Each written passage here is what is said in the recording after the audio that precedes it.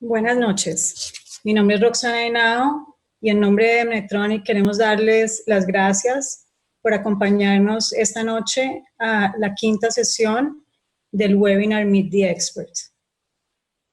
Antes de comenzar, quisiera dar algunas aclaraciones sobre el funcionamiento de nuestra plataforma. Next. En la parte inferior de sus pantallas encontrarán una barra negra con algunos iconos, específicamente el micrófono, el cual estará silenciado para todos los asistentes con el fin de garantizar una buena experiencia auditiva para todos, sin interrupciones involuntarias o ruidos de fondo. También verán los iconos de chat y levantar la mano, los cuales no utilizaremos en esta ocasión, y finalmente el icono de Q y a través del cual, a lo largo de la presentación de nuestro experto invitado, podrán enviar las preguntas que vayan surgiendo y que serán respondidas al final de la sesión. Por consideraciones de tiempo, es posible que no se logre contestar todas las preguntas, sin embargo, haremos el mejor esfuerzo por contestar la mayoría. Hoy tenemos el gusto de darle la bienvenida al doctor Mauricio Rueda, especialista en neurología del Hospital Militar Central y fellow clínico formal de movimientos anormales de la Cleveland Clinic Foundation, con énfasis en neurofisiología gangliobasal intraoperatoria y todos los aspectos relacionados con cirugía funcional. Bienvenido, doctor Rueda. Muchas gracias, Roxana, muy amable. Bueno, buenas noches, queridos amigos. Es para mí un placer estar en esta serie de webinars acerca de estimulación cerebral profunda en distonía, específicamente en el globo pálido interno. Hoy es la quinta sesión y hoy vamos a ser más conscientes de que en las sesiones de programación es el reflejo de todos los procesos que han tenido que ver anteriores a ese momento en que estamos con el paciente y estamos intentando obtener el mejor resultado.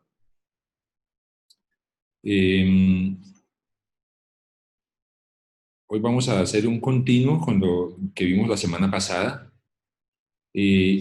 Aquí es muy pertinente esta frase, ¿no?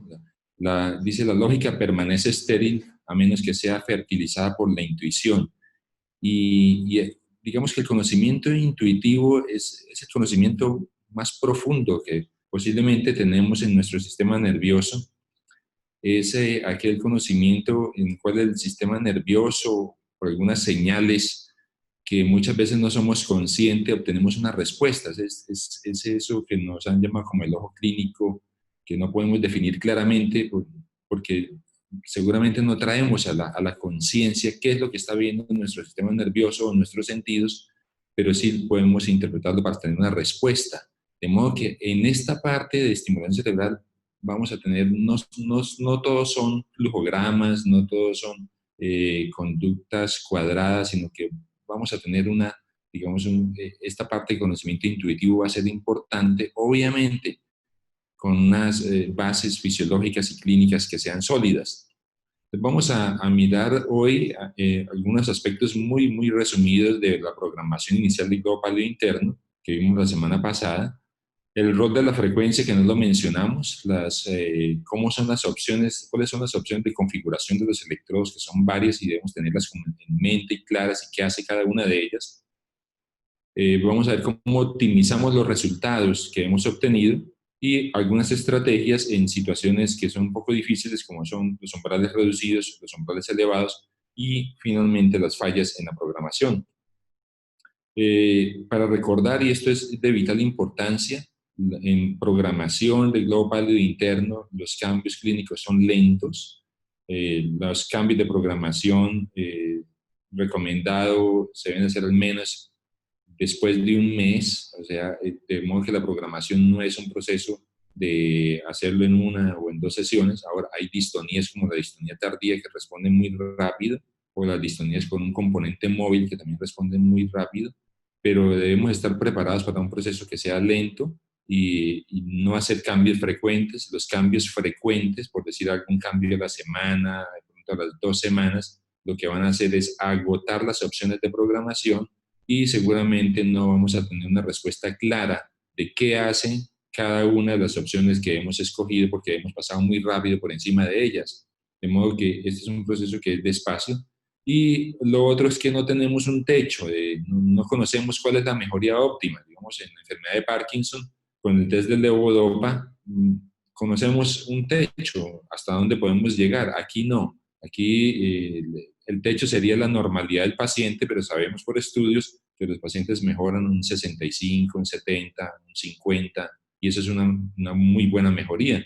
Pero nosotros no sabemos hasta cuándo, hasta dónde va a llegar cada paciente, de modo que por eso debemos ser muy organizados en el proceso de programación, porque si no, no vamos a saber cuándo llegamos. Y la programación pues es basada a falta de efectos clínicos, pues tenemos efectos secundarios de las estructuras que lo rodean. Un concepto muy importante en el cual es la base de la programación es el volumen de tejido activado. Volumen de tejido activado, mencionábamos que la configuración de los electrodos en monopolar o en bipolar nos van a ayudar a determinar cuál es el volumen que estamos estimulando. Aquí tenemos una configuración monopolar en cual un volumen más pequeño, eso ya lo explicamos la semana pasada. Tenemos la amplitud, el voltaje, cantidad de corriente que estamos colocando en el tejido nervioso, el tiempo que dura cada estímulo, que es el ancho de pulso. Y aquí hay dos cosas importantes, es la relación entre ancho de pulso y voltaje, que a veces no es tan sencillo de entender. El ancho de pulso, mencionábamos que la cantidad de tejido que se estimula va a depender de cuántos microsegundos está expuesto a la corriente, y que este ancho de pulso, la relación frente a la cantidad de voltaje que podemos colocar, es una relación logarítmica, de modo que no es una relación lineal. No es que si yo tengo un pulso de 60 en una línea recta, nos va a ir modificando el voltaje, no. El ancho de pulso, si es un ancho de pulso muy, muy alto, simplemente prácticamente desaparece el umbral del voltaje, o sea, con un mínimo voltaje vamos a tener efectos secundarios. Y por el contrario, con un pulso demasiado pequeño, vamos a necesitar un gran voltaje para poder estimular el tejido. De modo que la idea es que este ancho de pulso esté entre 30 y 200 microsegundos, que es, digamos, para términos de esta revisión, digamos que es el umbral fisiológico óptimo de acuerdo a la excitabilidad del tejido nervioso. Y en cuanto a la relación entre voltaje, lo podemos entender como que el voltaje es como el volumen de tejido que estamos estimulando, y en el ancho de pulso son más la cantidad de elementos neuronales que estamos nosotros estimulando, que estamos despolarizando con un impulso un poco más duradero. Y una de los parámetros que no hemos discutido es la frecuencia. La frecuencia pues se mide en hertz, estímulos por segundo, y la frecuencia pues viene prestada de los experiencia en Parkinson, en cual la frecuencia óptima es alrededor de 130, y eso viene de los estudios que se han publicado, algunos de ellos por la doctora Elena Moro, en el cual vio que las frecuencias óptimas eran después de 100 Hz, entre 130, 180, 200 Hz, y que con frecuencias mayores no se obtenía un mayor resultado. Eso se importó y se prestó para las distonías, pero con buen resultado. De modo que en este metaanálisis, que es publicado en el 2018, en el cual evaluaron la gente o la mayoría de centros cómo están estimulando, qué frecuencia están utilizando en distonía. Este fue un estudio con 1.505 pacientes, con 2.958 electrodos, y este fue el resultado. O sea que la mayoría de centros estimulan a 130 Hz. Digamos que esta es la fuerza de la clínica, de la experiencia de la mayoría de centros. Digamos que este es un argumento bastante sólido y bastante válido para decir, vamos a escoger esa frecuencia. Ahora, hay centros que son de pronto, tienen cierta afinidad por las frecuencias bajas, inclusive empiezan con frecuencias de 60, 70 Hz, con algunos buenos resultados. El caso es que no tenemos unos parámetros clínicos para saber qué paciente responde con baja frecuencia y que no responda bien a alta frecuencia, por decir algo, que también hay ese tipo de pacientes. O sea, no hay unos indicadores clínicos, no hay unos marcadores que nos permita saber eso. Entonces, lo recomendado es empezar pues con 130 Hz y tener en mente que puede haber una baja frecuencia para algún paciente específico en el cual queramos explorar alguna mejoría adicional. Estos son los estudios grandes en estimulación, en el cual también han informado frecuencias alrededor de 130, de pronto en el estudio que publicaron, que fue de baja frecuencia, inclusive menciona un número mixto de pacientes con baja y alta frecuencia. De modo que para nosotros, digamos, lo que vamos a tener en cuenta es una frecuencia alrededor de 130 Hz. De modo que lo que hacemos en la programación inicial es determinar los umbrales y la respuesta terapéutica de cada uno de los contactos. De modo que tenemos cuál es el umbral y respuesta terapéutica, el umbral en el contacto 0, 1, 2 y 3, digamos, en la programación inicial de solamente los umbrales, y la respuesta terapéutica la vamos a obtener con el tiempo. Entonces, lo que mencionábamos la sesión pasada, en el contacto 0 podemos dejar a este paciente por lo menos un mes, luego en el contacto 1, el contacto 2, ¿qué vamos a tener? Que con la medición de las escalas, con la filmación y con la información del paciente, vamos a tener una idea de cuál fue aquel mejor contacto para el paciente. Entonces, esa conclusión de cuáles son los mejores contactos, pues lo vamos a tener en cuenta y lo vamos a anotar. A este paciente, por la de tal, le fue mejor el contacto 1 y el segundo mejor contacto, el contacto 0. De pronto, el tercer mejor contacto ya no es tan relevante, pero al menos los dos más importantes de mayor mejoría clínica los vamos a tener en cuenta para la programación de este paciente. Digamos que esa es la conclusión de esa parte inicial, tener una respuesta de ese tipo. Ahora, ahí tenemos una ventana terapéutica, o sea, con eso, con los umbrales y con lo que nos dice el paciente, nosotros vamos a tener una ventana terapéutica de qué hacer con ella. O sea, podemos tener una ventana terapéutica excelente, con una buena respuesta clínica, en el cual el paciente esté satisfecho, nosotros también satisfechos, con unos umbrales de efectos secundarios que nos va a permitir, inclusive, en caso de algún cambio clínico, poder aumentar o inclusive poder disminuir, poder ajustar de acuerdo a la evolución que él tenga. En distonía, generalmente las distonías se estabilizan y se quedan quietitas, pero igualmente es bueno tener como un margen de seguridad de tener unos umbrales que nos va a permitir ajustar la estimulación de acuerdo a la evolución que tengamos. También podemos tener una ventana terapéutica, digamos que no es la óptima, un poco más estrecha, un poco más no tan amable, pero en el cual nos podemos acomodar, podemos trabajar con ella, podemos sacar el máximo provecho. O sea, nos puede servir como ventana terapéutica, como para obtener un resultado. O sea, no es un electrodo que está allí perdido. Pero también podemos tener una ventana casi inexistente, ¿no? Aquí sí es el problema, ¿no? Una ventanita por allí, como que apenas percibimos, aquí tenemos problema. Entonces, esta es la respuesta que vamos a obtener de ese proceso inicial de interrogar qué pasa con cada uno de los contactos. Ahora, entonces, hemos empezado nosotros en nuestro proceso de programación, vamos a ver las diferentes configuraciones que podemos obtener. Entonces, aquí generalmente empezamos con una configuración monopolar.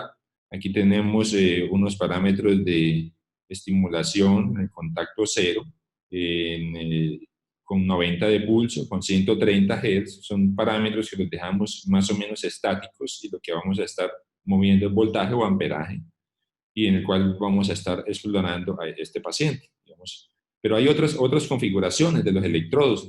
Voy a mencionarlas todas porque esta imagen es importante tenerla para ver la maniobrabilidad que tiene la neuroestimulación. Podemos tener una estimulación doble monopolar, o sea, cuando tenemos una estimulación monopolar, pero tenemos una suficiente ventana terapéutica y queremos saber si con un mayor volumen de tejido el paciente mejora más, pues un doble monopolar es una estimulación más robusta, más grande, digamos, hay un mayor volumen de glóbulo interno. Aquí podemos ajustar inclusive el ancho de pulso, por ejemplo, aquí lo puse en 60, pero puede que el paciente nos tolere 90 o inclusive 120 si tenemos una suficiente ventana terapéutica. Entonces, es una configuración doble monopolar. O sea, monopolar, ¿por qué doble monopolar?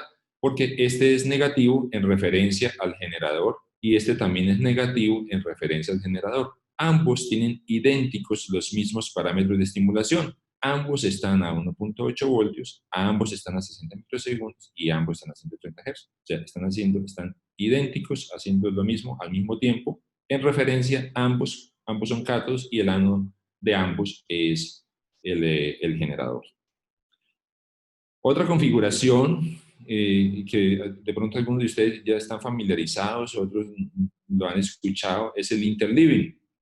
El interleaving es cuando queremos hacer una estimulación en dos contactos, pero estos dos contactos no tienen el mismo umbral.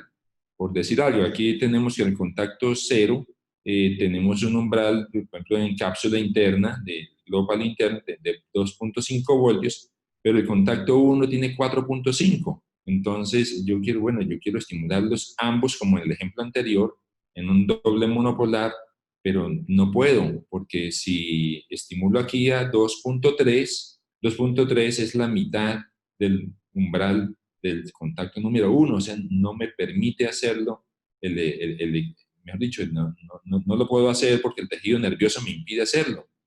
Entonces, en este caso, es cuando se ha ideado esta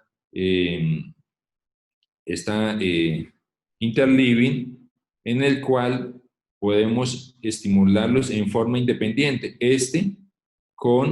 Digamos, en este que le estoy mostrando aquí, con 2 voltios, o sea, por debajo de 2.5, con 90 de pulso, con 125 Hz, y el siguiente, pues a un voltaje de pronto de 4.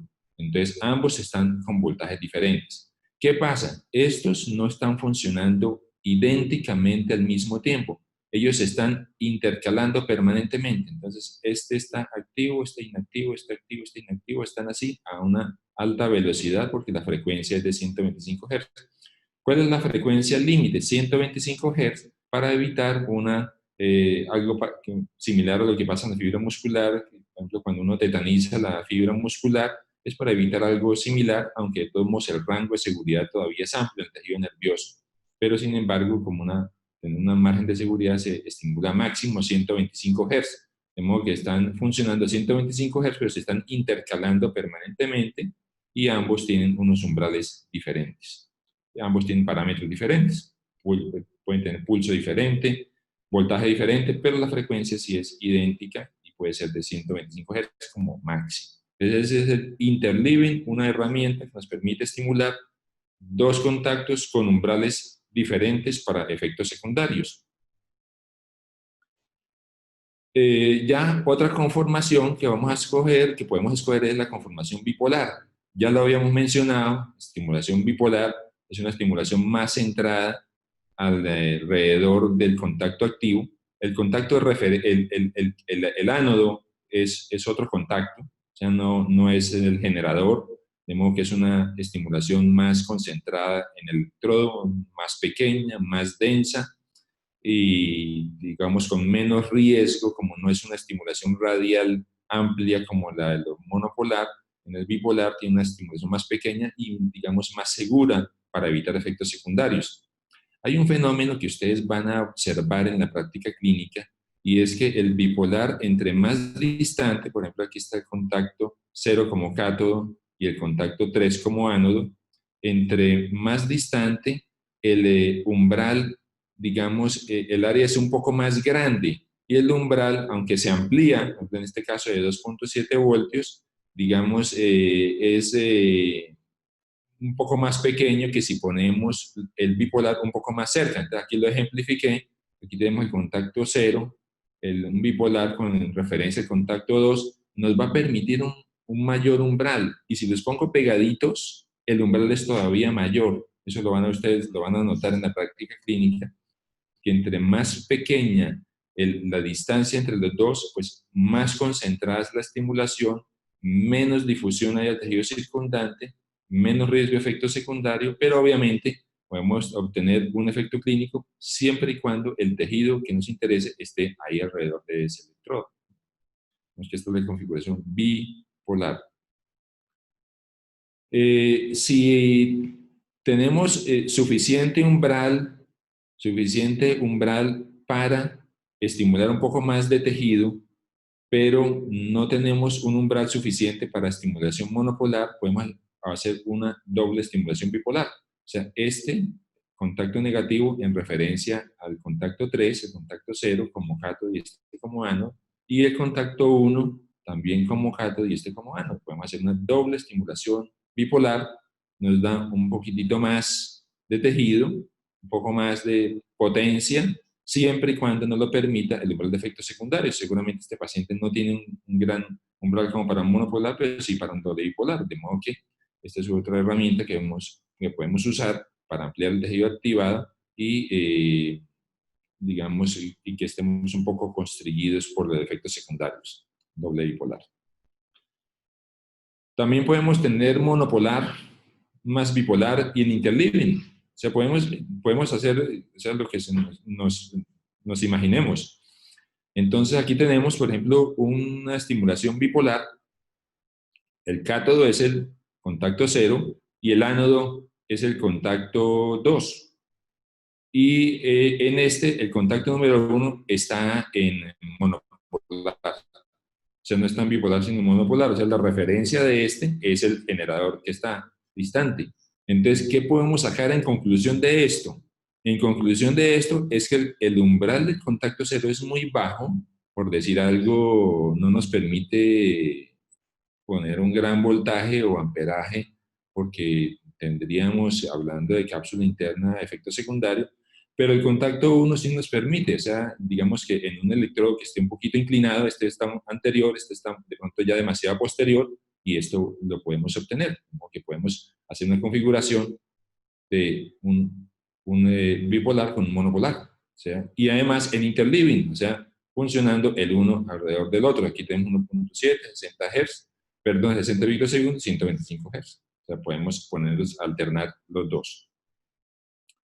Bueno, entonces ya con eso, con esas configuraciones, pues les voy a hacer esta pregunta, a ver si me están entendiendo lo que les estoy diciendo. Entonces, un paciente asiste a su consulta por mala respuesta terapéutica a estimulación cerebral y encuentra, o sea, usted encuentra los siguientes parámetros de estimulación en uno de los electrodos. El contacto 0, 0 negativo, 2 positivo, ¿sí? O sea, este está, digamos, actuando como cátodo y este como ánodo, con un pulso de 90, una frecuencia de 125 Hz y un voltaje de 3.2, ¿sí? Y el otro está en este actuando también como cátodo y este como ánodo. Espera un momentito, que es que no les puse la herramienta, perdón. Entonces, repito. Entonces, estamos con 0 negativo, 2 positivo, 0 negativo actuando como cátodo, este como ánodo, ¿sí? O sea, aquí tenemos una configuración bipolar, ¿sí? 0 negativo, 2 positivo. Con un pulso de 90, frecuencia 125 y 3.2. Y el otro electrodo, perdón, el otro origen de estimulación es de 3.2 voltios, pero, no, perdón, de 3 negativo, el 3 negativo actuando también como cátodo, este como ánodo, 2 positivo, con un pulso de 90 y una frecuencia de 125. O sea, resumidas cuentas, tenemos cátodo acá, cátodo aquí, y en la referencia de ambos como ánodo es este, el que está en el contacto 2. Con estos parámetros, ¿usted qué concluye? Primero, se deseaba ampliar el área de estimulación, pero tenía umbrales reducidos para efectos secundarios. B, la estimulación no tiene sentido. C, el electrodo está implantado en un área clínica sensible, requiriendo un bajo nivel de estimulación.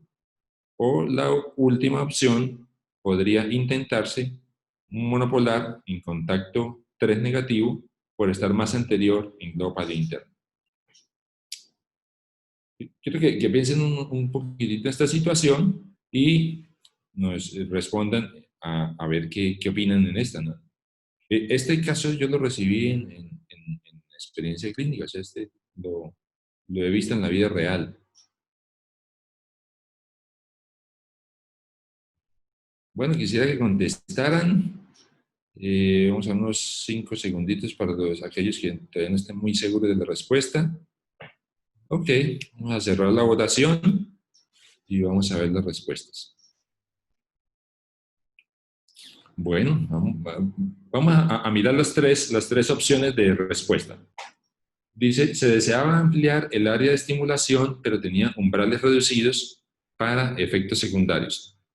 Seguramente sí hay umbrales reducidos, porque eso intuye uno que hay umbrales reducidos cuando tiene estimulación bipolar, ¿sí? O sea, cuando en bipolar es porque usted realmente está constreñido, porque usted dice, bueno, hay algo allí que me impide aumentar el voltaje y por eso uso estimulación bipolar.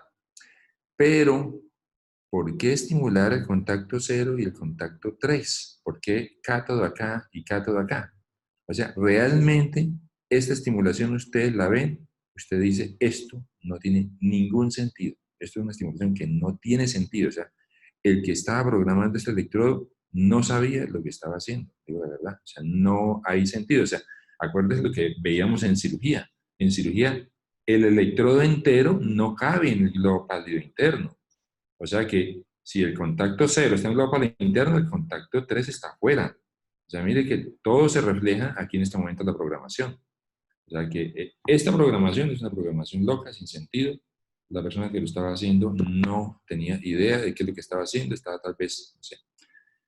¿El electrodo está implantado en área clínica sensible? No, tampoco. ¿Y podría intentarse monopolar en contacto 3? No, tampoco. O sea, realmente no tiene sentido. Entonces, mire que con conocer esto, con conocer qué hace el monopolar, qué hace el bipolar, eh, cómo está el tamaño del electrodo frente al globo interno, ya nosotros podemos sacar conclusiones. Ustedes ven esto, usted dice, wow, este señor está sin estimulación y seguramente tiene un umbral de bajitos. Bueno, vamos a ver qué podemos hacer, ¿sí? Muy bien, vamos a seguir.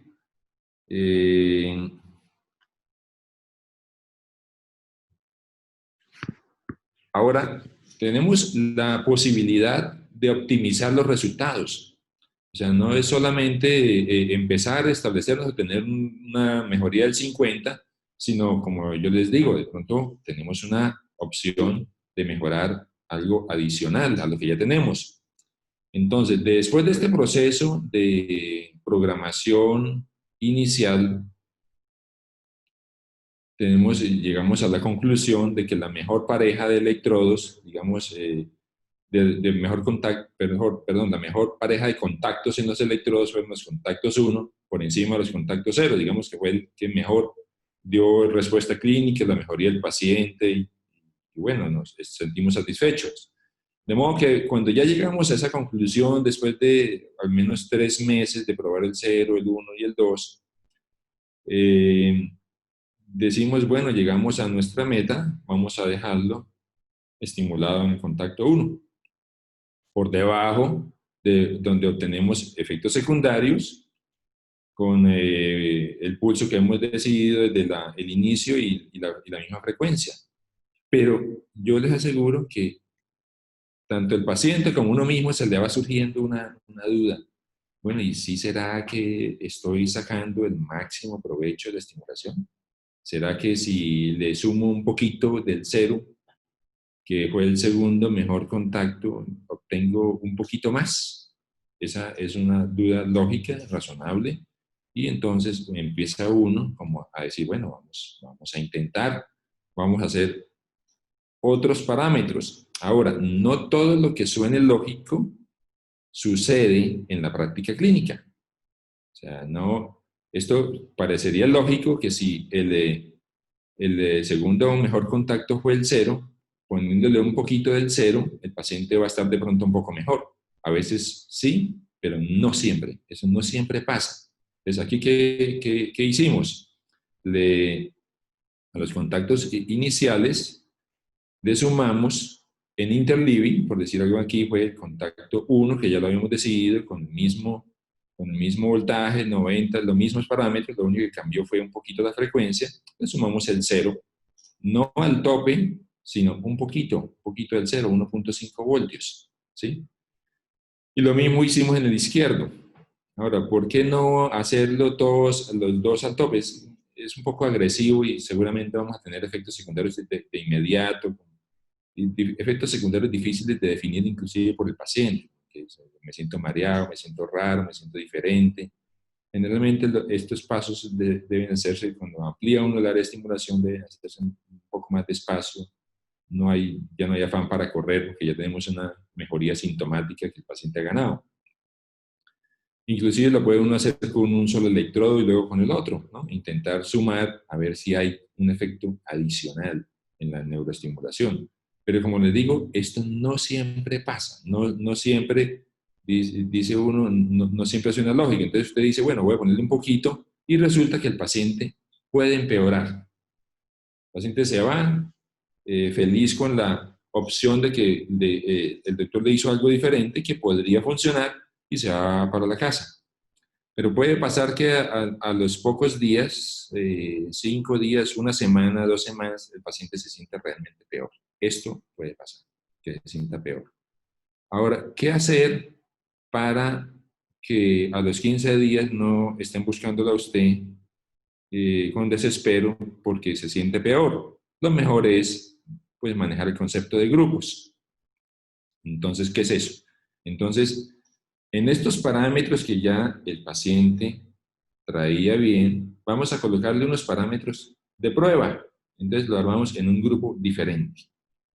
Entonces eso lo podemos hacer con el programador y el paciente de una forma fácil, con su control, él mismo se puede cambiar. Entonces uno dice, fulanito de tal, usted traía esto, vamos a hacer un cambio y vamos a esperar. Al menos vamos a esperar un mes, pero si de aquí a unas 2 semanas, no al otro día, a veces el paciente, si uno lo influencia, él rápidamente va a pensar que está peor, sin que sea algún cambio que sea realmente objetivo. Si él nota que hay un empeoramiento claro, él con su control del B se va a cambiar al A. Es una forma facilísima. Usted está tranquilo, no está pensando que qué habrá pasado, que si lo va a llamar, que si no lo va a llamar, que usted va de viaje a un congreso y ahora este señor, usted le hizo un cambio. No, entonces él maneja, él tiene cierta autonomía para cambiarse también del grupo B al grupo A y él lo puede hacer perfectamente. Él dice, no, yo definitivamente me fue muy mal. O si él dice, no, yo en este me siento bien, yo me quedo en el B. Entonces el mismo paciente va a empezar a evaluar y a ser partícipe de su propia programación, de mirar si va bien la cosa o no. Entonces es el manejo de los grupos. Esto lo podemos usar también en Parkinson, en temblor esencial, en otras patologías y realmente por experiencia les digo que puede funcionar bastante bien. Ahora, la otra situación en la cual podemos optimizar los resultados es cuando tenemos algo como esto. Cuando tenemos digamos, unas umbral donde sospechamos que los electrodos no están simétricos en profundidad. Entonces, aquí tenemos que en este electrodo tenemos un umbral para fotopsias de 0.8 voltios, pero este de 4.5. Entonces, de una vez nuestra imagen mental dice, seguramente está sucediendo esto, que este está un poquitito más arriba del final del globo pálido interno, ¿sí? Y el otro electrodo está un poquito más profundo y más cerca al tracto óptico, ¿sí? Entonces nosotros, si no tenemos neuroimágenes que nos lo corroboren, podemos decir, bueno, entonces podemos estimular simétricamente los contactos 0, 1, 2, 3, pero después caemos en la tentación. Yo creo que podemos intentar este 0 con este 1, que se debería de un punto simétrico y nos podría dar un beneficio adicional.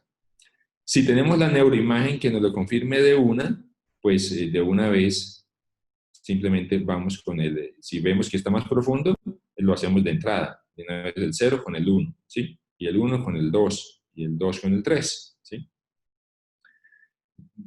Ustedes se han dado cuenta que yo siempre hablo de 0 y 1 porque es que la parte basal es la más potente en neuroestimulación en distonía, ¿no? O sea, el 2 también puede funcionar, de pronto el 2 es un contacto que tiene que ver más con distonía en los miembros inferiores, pero generalmente son los contactos basales los de abajo los que más funcionan.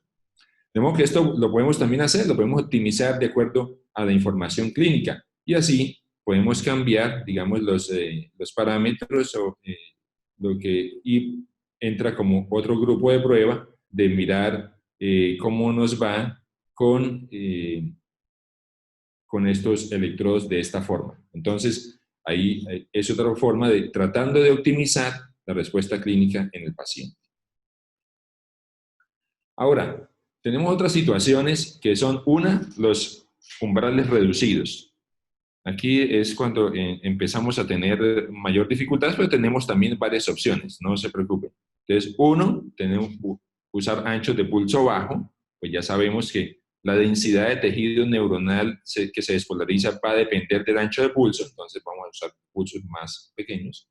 La estimulación bipolar es una herramienta que nos sirve y el interleaving también, porque seguramente vamos a tener umbrales disímiles diferentes entre los contactos. Entonces vamos a tener esas tres herramientas. Entonces vamos con un caso que pienso que está mejor, con una pregunta. Dice, con la ubicación del electrodos anterior, o sea, con esta ubicación allí limítrofe hacia la parte posterior, acuérdense que este es un corte sagital, que este es anterior, que este es posterior, que este es arriba, y este es abajo, perdón, y este es arriba, y aquí está el tracto óptico, y aquí atrás está la cápsula interna, ¿sí? O sea, de modo que este electrodo estaría muy cerquita de la cápsula interna, muy posterior. Entonces, con este electrodo, en la exploración monopolar, o sea, en la exploración inicial, se evidenció un umbral para estimulación capsular de 1.5 voltios en el contacto 0 y 2 voltios en el contacto 1 con un ancho de pulso de 90 microsegundos y frecuencia 130 Hz. La opción inicial podría ser A, probar los umbrales con un ancho de pulso de 60 microsegundos. B, hacer uso de la estimulación monopolar. C, usar una estimulación doble monopolar, una estimulación bipolar, un doble bipolar o un interleaving. Vamos a poner las respuestas para que puedan votar.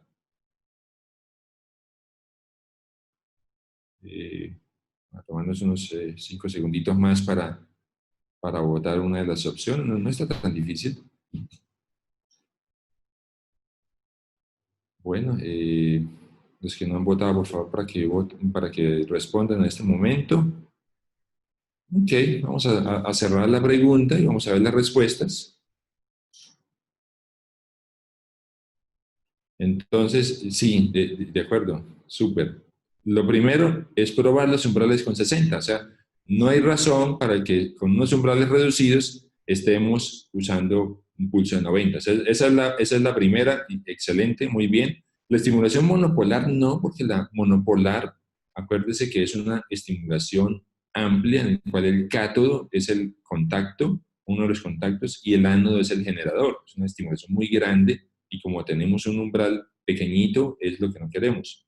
Un doble monopolar, menos, ¿no? O sea, tenemos un área todavía más grande de estimulación. La estimulación bipolar podría ser, pero antes de la bipolar yo diría, no, pues primero miremos qué tanto más nos da de umbral con un pulso más pequeño, y el doble bipolar igual tampoco sería el objetivo, estimular con dos polos en bipolar cuando no sabemos qué hace cada uno de ellos, y el interleaving tampoco tiene sentido. Muy bien, entonces vamos a la siguiente pregunta. Entonces dice la siguiente pregunta. Ya con el pulso 60, ya digamos que la cosa cambió, los nuevos umbrales para la estimulación capsular son en el contacto 0, 2 voltios, y en el contacto 1, 2.5 voltios con frecuencia de 130. ¿Cuál podría ser el plan? 1, inicio con estimulación monopolar con el contacto 0 como cátodo, el generador como referencia, un pulso de 60, una frecuencia de 130 y un voltaje de 1.8 voltios. B, un doble monopolar con 0 y 1 negativo, con pulso de 60, frecuencia de 130 y voltaje y 1.8 voltios. Una estimulación bipolar de 0 negativo, 3 positivo, pulso de 60, frecuencia de 130 y el voltaje según el umbral. El de un doble bipolar con 0 negativo, 1 negativo, 3 positivo, con un pulso de 60, frecuencia 130 y un voltaje según el umbral. O el interleaving con 0 negativo, teniendo como referencia el generador, un pulso 60, frecuencia 125 y un voltaje de 1.8. Y el segundo contacto, en el cual está en interleaving, el 1, con el generador, o sea, ambos en monopolar, ambos de interleaving, con un pulso de 60, frecuencia 125 y 2.3 voltios. Y F, la A o la C. Analícenlo durante unos segunditos. Ok, vamos a poner las respuestas para poder marcar una de ellas.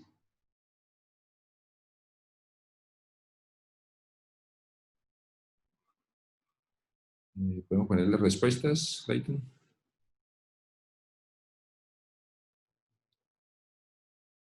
Parece que no se pudo.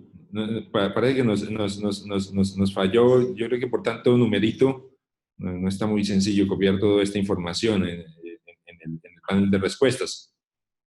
Bueno, aquí las opciones, ¿qué es lo que estamos probando en esta pregunta? Uno, ¿qué les dije yo aquí antes? Que estamos haciendo la exploración monopolar. Ah, bueno, no, han dicho aquí está. Bueno, vamos a responder.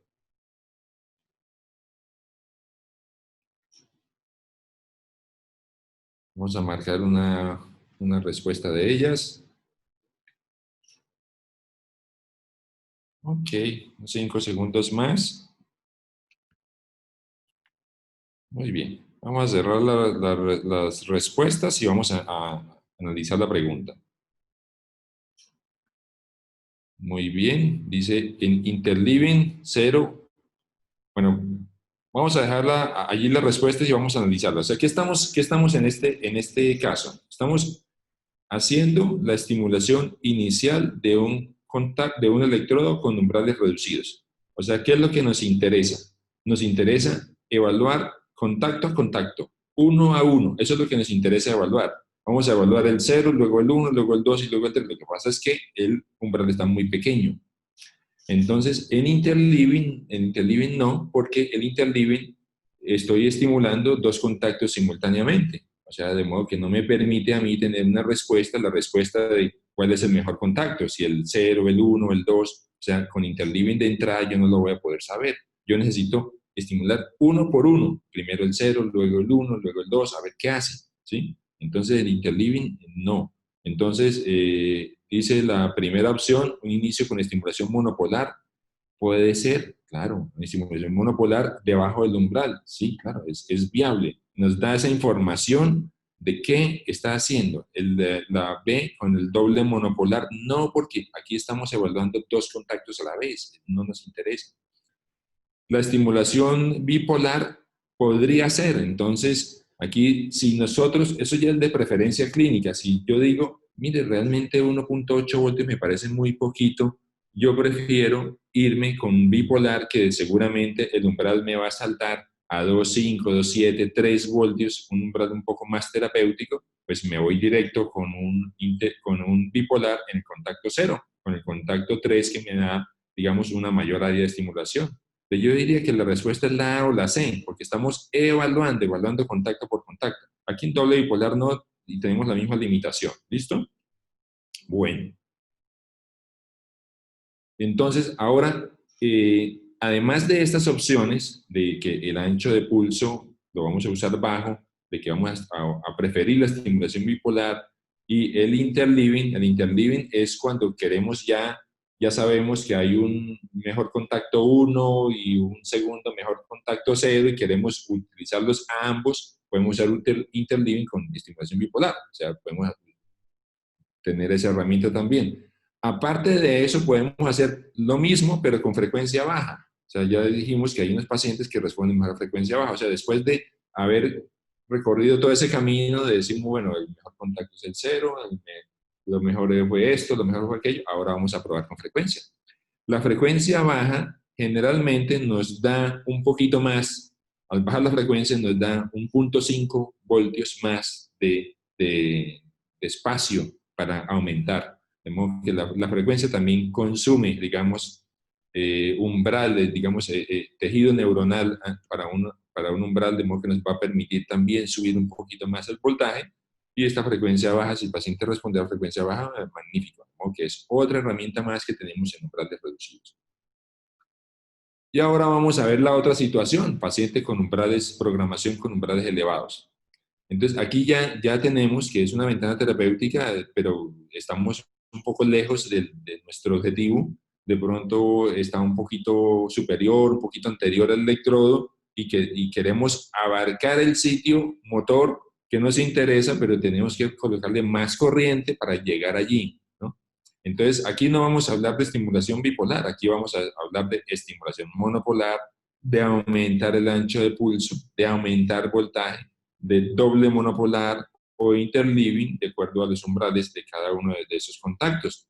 De modo que tenemos cosas como estas, o sea, voltajes de 4.2 voltios, pulsos de 180, frecuencias de 130, y digamos que de pronto esto nos va a satisfacer, vamos a tener un buen beneficio clínico.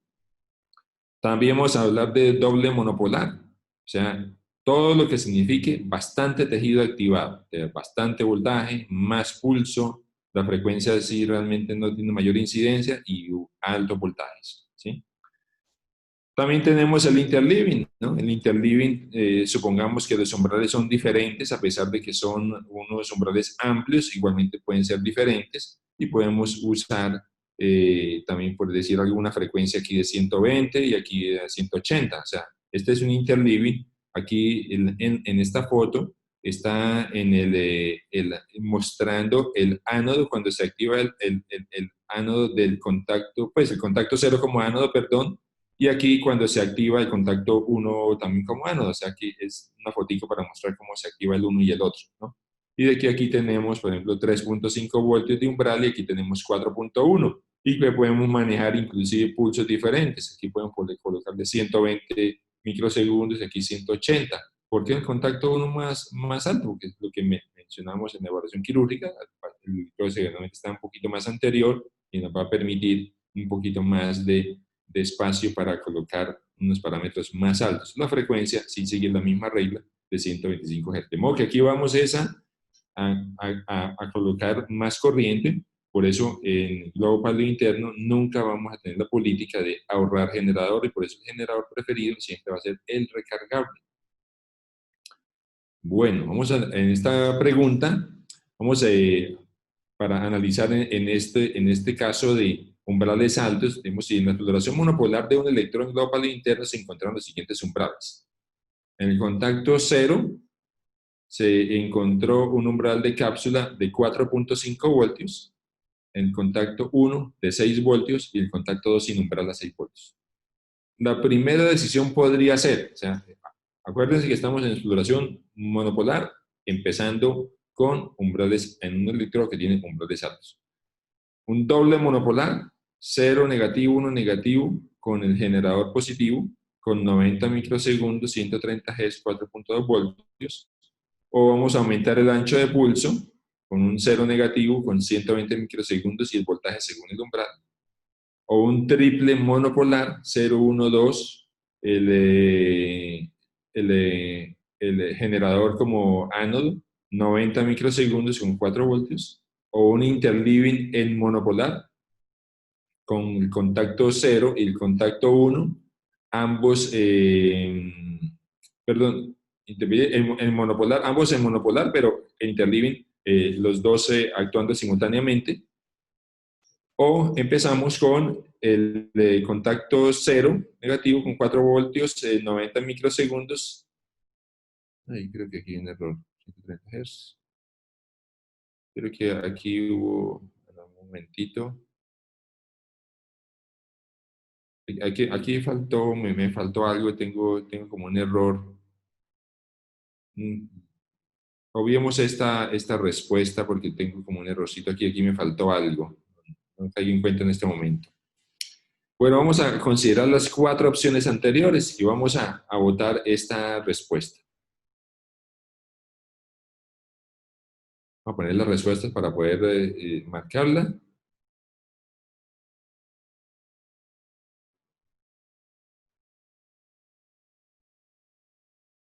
Muy bien, entonces vamos a considerar una de las primeras 4. Ok, unos 5 segunditos más.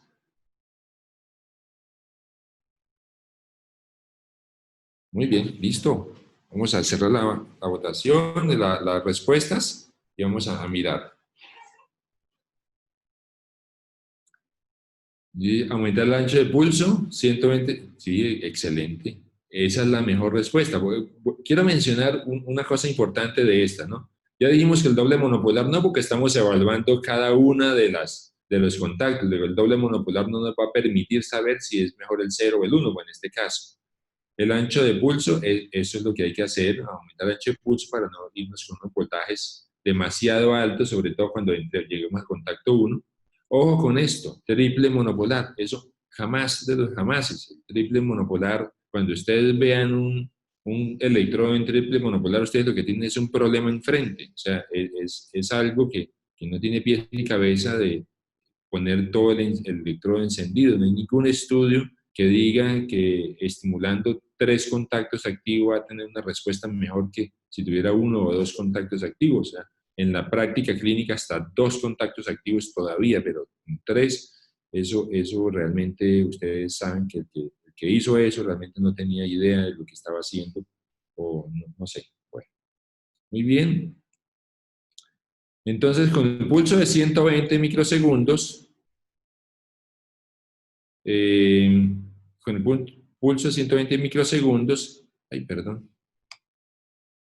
con el pulso de 120 microsegundos, obtuvimos los siguientes umbrales. Contacto 0, 3.2 voltios, contacto 1, 4.8, contacto 2, 5.4. ¿Cuáles podrían ser los siguientes pasos? Primero, determinar mejor contacto, intentar agregar el interleaving monopolar, segundo mejor contacto. B, determinar mejor contacto o un doble monopolar a voltaje tolerado. C, intentar combinaciones entre electrodos con contactos diferentes como 0 en GPI izquierdo, 1 en GPI derecho. D, estimular en monopolar el mejor contacto y en bipolar el segundo mejor contacto. Vamos a colocar las respuestas para poder marcar una de ellas. Muy bien, vamos a marcar una de ellas entonces. 5 segundos más.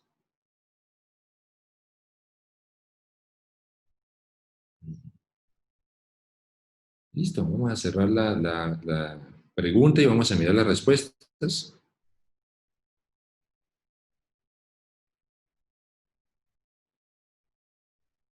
Bueno, dice, determinar el mejor contacto, intentar agregar el interleaving monopolar segundo mejor contacto. Yo pienso que es una opción que puede ser válida, determinar el mejor contacto y un doble monopolar a voltaje tolerado también, ¿no? Es una buena, también una buena alternativa.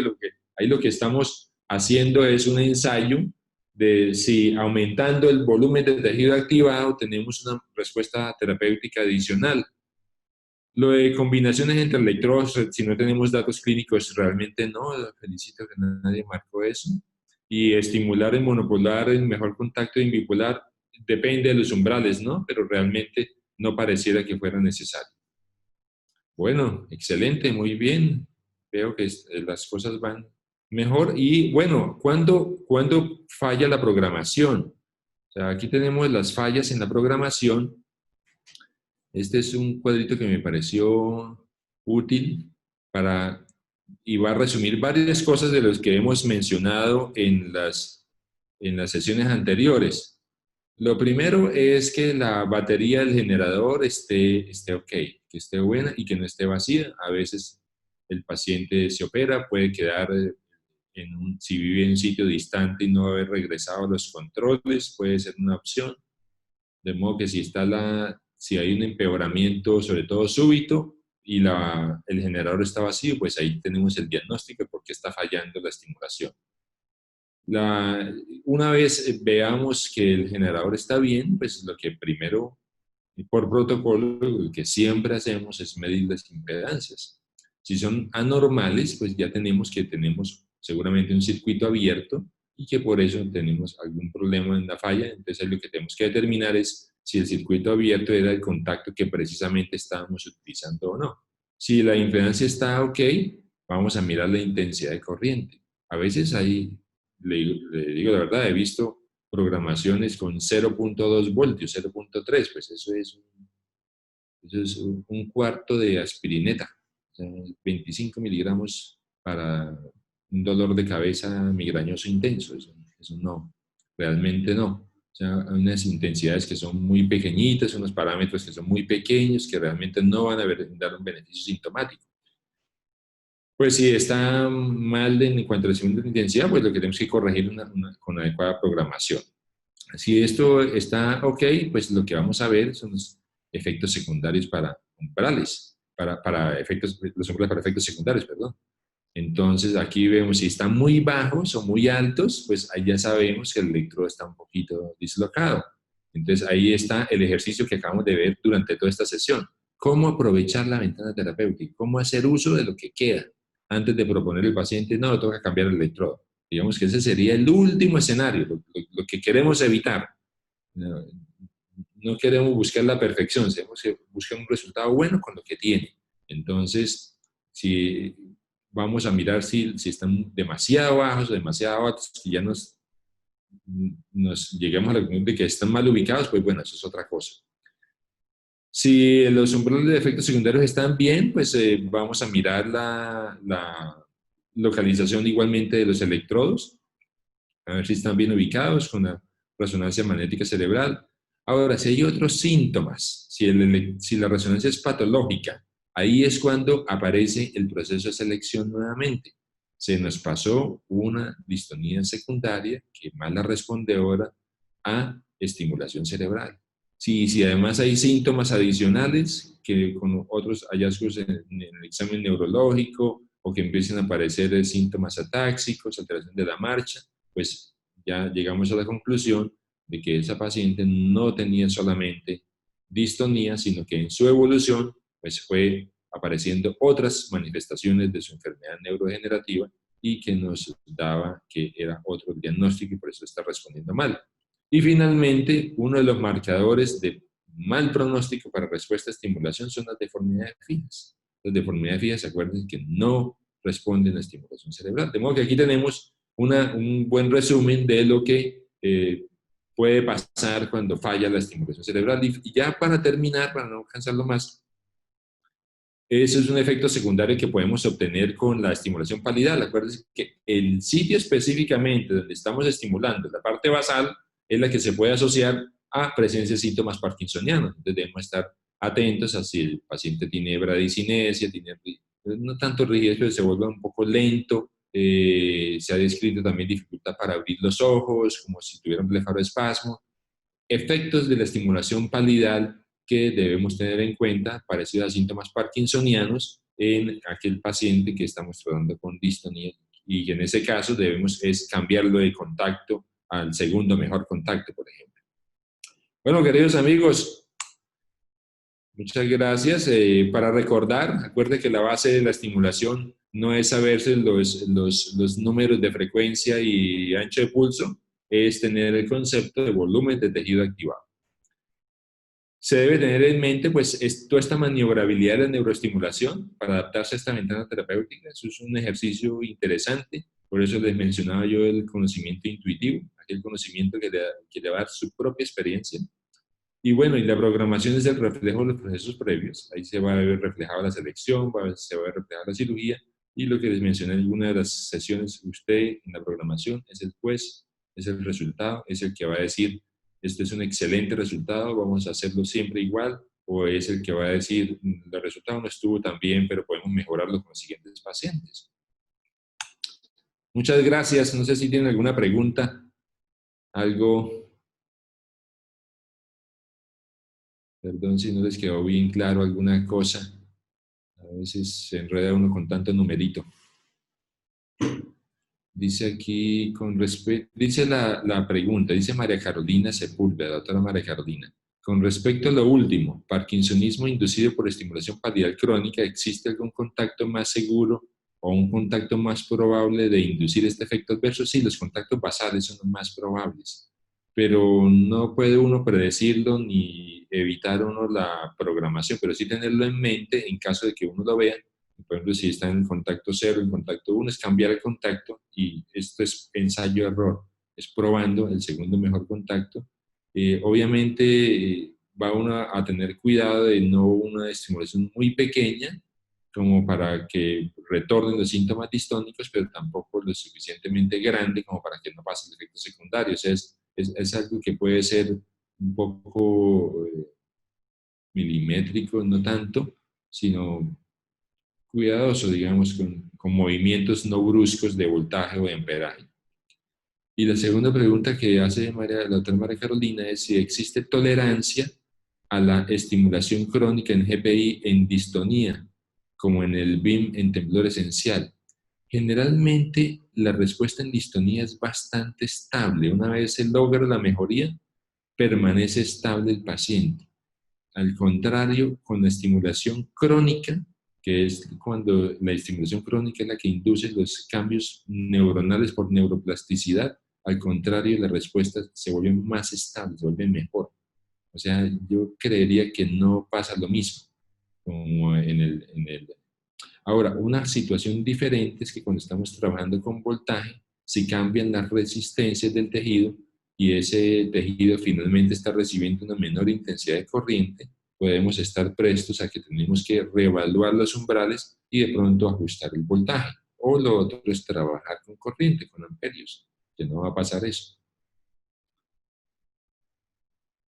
Muy bien, esta es muy buena pregunta. ¿Alguna otra pregunta?